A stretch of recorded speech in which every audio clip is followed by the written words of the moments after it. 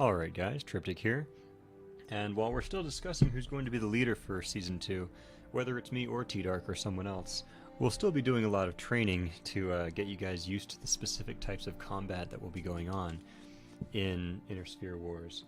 So today I'm going to introduce you to a pair of training lances, and I want anybody who's interested in getting better, which should be everybody, to build these lances in your game. And we're going to have you guys start fighting each other using them. This is going to demonstrate a lot of the tricks that go on in this meta. So first, this is Training Lance 1. I want everybody to create it. I want it to be identical to this. Training Lance 1 is a special attack lance. I have deliberately powered down some of the mechs. If this were my perfect lance for this strategy, it would be Atlas, Awesome 8T, and Grasshopper. But we're going to assume that you don't have perfect access to those. So what we have here is we have an Atlas with Buckshot, a Banshee 3E, which is nominally a worthless assault mech. Look at this sucker. It's got freaking only 1200 armor. It has a PPC and an AC5, and that's all it has. However, you're going to be using this primarily as your sensor locker and as a meleeer. So you're going to have to learn how to deal with this mech in your team. It's going to be piloted by Mockingbird.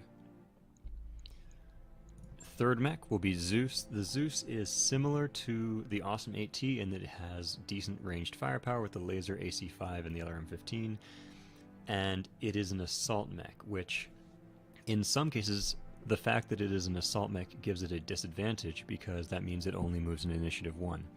But for the strategy that you guys are going to be using, it's actually a good thing that it moves in Initiative 1. And that will be piloted by Apex. This mech is going to primarily be staying back and just doing fire support. However, if it comes under fire, it's going to stop shooting and it's going to start bracing a lot, actually taking the brace action to make sure that it doesn't die as quickly while the other mechs get in and deal some damage. Finally, your jumper, and this is the linchpin of the strategy, is going to be a quick draw with arc light. This is a mech that moves in Initiative Phase 3, while the other 3 mechs move in Initiative Phase 1, and this will be very important to the way that you use this.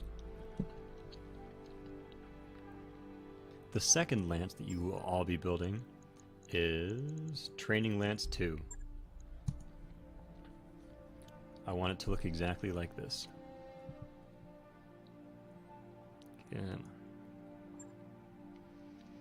This mech consists of a Stalker with Buckshot, a Highlander with Showboat,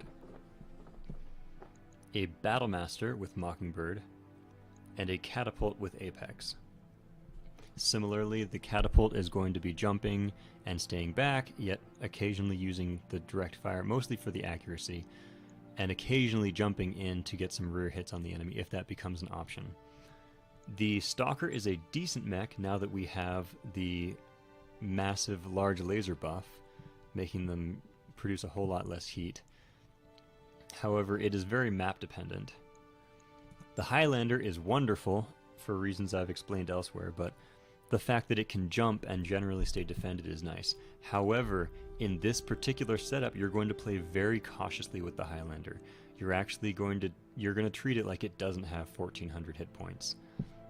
You're going to be jumping behind obstacles. You're going to sensor lock. You're not going to expose yourself whenever you don't have to. The Battlemaster is a freaking worthless mech. This thing is awful. It's just, oh, there is no excuse for this mech. It was made in the 80s, back before they understood tabletop game balance.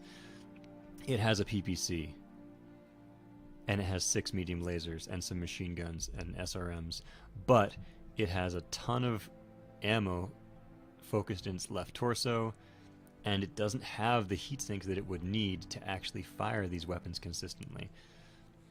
So this is just an awful mech, but that's why I'm giving it to you guys to work with. And as I've explained, the Catapult is there to have the ability to backshot enemies, but also it's going to be here because this is going to be the training lance. In a way, this is kind of the dummy lance. This is going to be the defender, while the other lance will be the attacker. And now I'm going to explain why really quickly. You guys are going to be practicing initiative shenanigans. Now this is a chart I've cooked up of initiative, and I'm putting you guys in a very advantageous position for Team 1. Because Team 1 is 3, 1, 1, 1 for its initiative, and Team 2 is 2, 1, 1, 1. This actually gives a very powerful advantage to Team 1.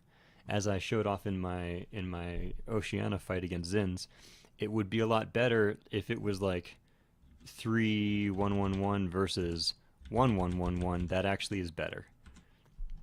But you guys are specifically going to be playing with a big disadvantage for whoever's playing Team 2.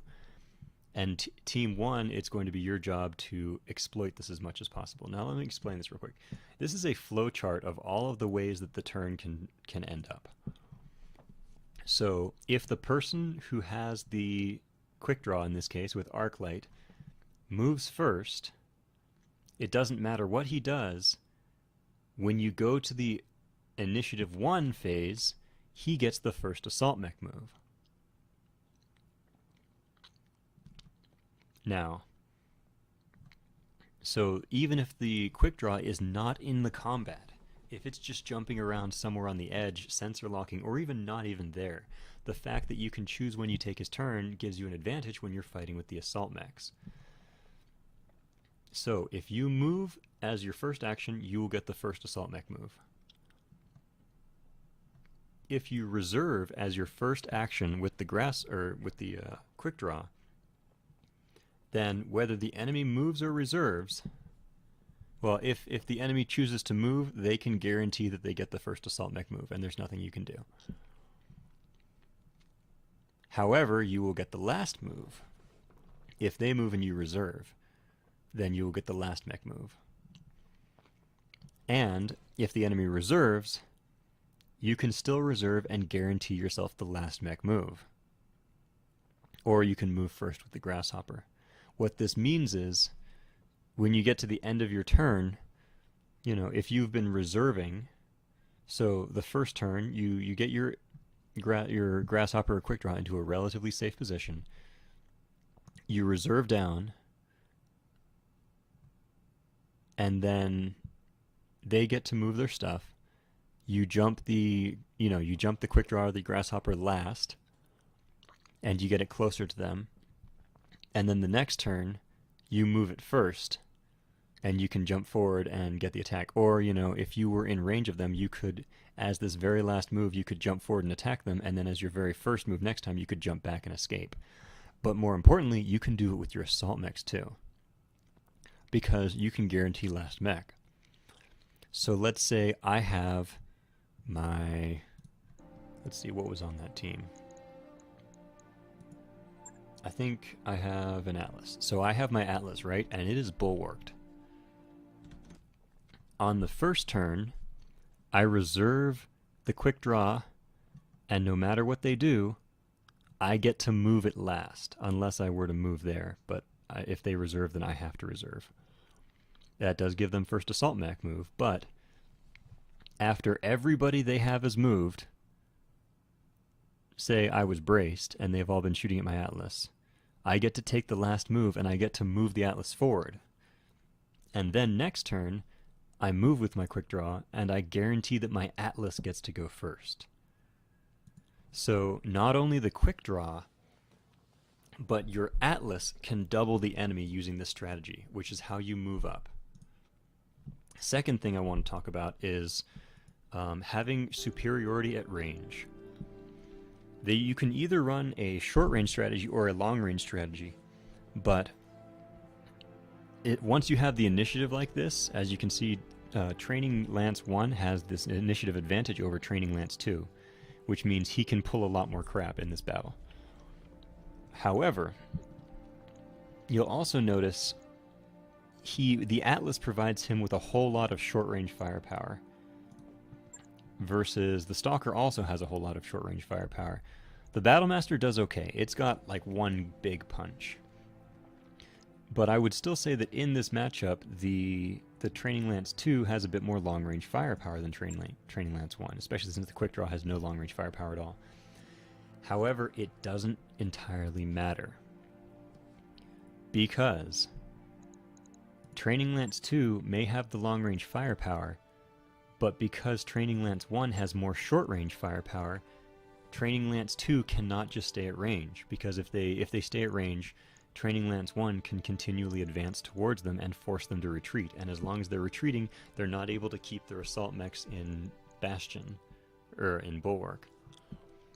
So it is definitely up to Training Lance 1 to push their attack, move in towards the enemy, while Training Lance 2 tries to stay back as much as they possibly can, unload all of their Stalker and Battlemaster damage onto Training Lance 1 when they get the chance.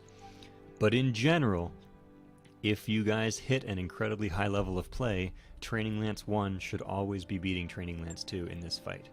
But that's still good. I want you guys to practice it that way. I want you guys to get the chance to both use an abusive strategy and feel what it's like when someone is using an abusive initiative strategy against you.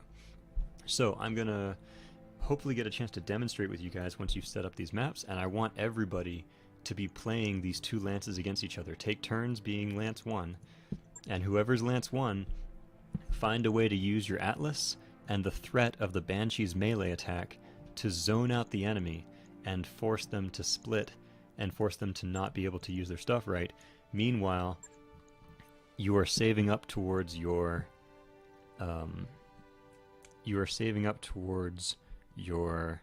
Fury Shot, and then you can use that as a precision strike with the quick draw to precision strike their back. If once the people start winning with the Training Lance 1 more and more, then we will upgrade Training Lance 2 to have the Awesome 8T. But this is our first assignment, so once you guys get a hold of that, we will continue.